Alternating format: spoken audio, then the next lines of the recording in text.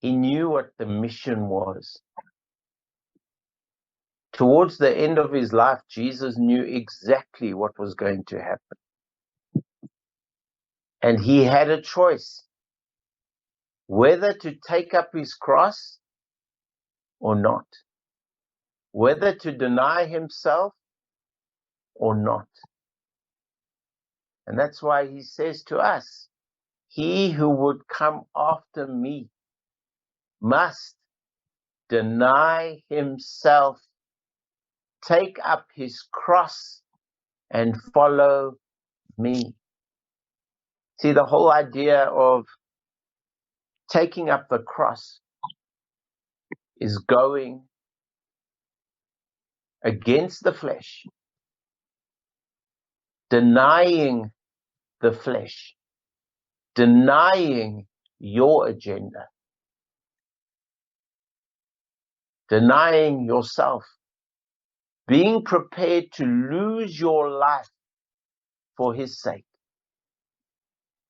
for the sake of the kingdom, for the sake of the gospel.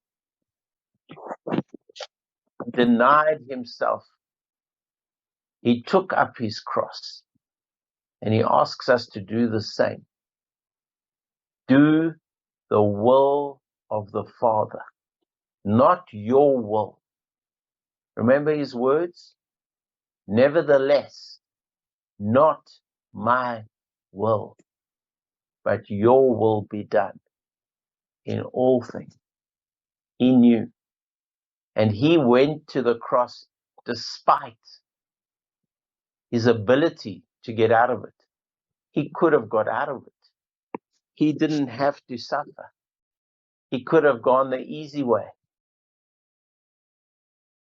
He had so much wisdom flowing.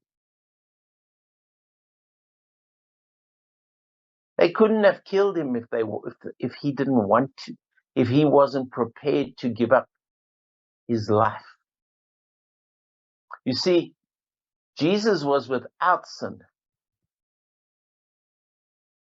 So no one could take his life from him. He had to give up his life. It is sin that brings death. It is the curse that brings death. But Jesus had no sin. Therefore, he was not under the curse. He was not under the power of death. Satan had no power over him whatsoever. Satan would only have power if Jesus decided to obey him. And he tried on many occasions. We are witnesses in the desert. We are not witnesses on all the occasions, but we are witnesses in the desert. We are witnesses in the Garden of Gethsemane. And we are witnesses of every time, or not every time, but many times when people tried to offend him, tried to make him take the bait, to defend himself, to free himself, to save himself.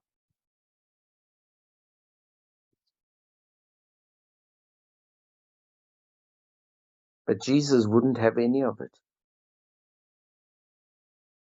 Jesus was on a mission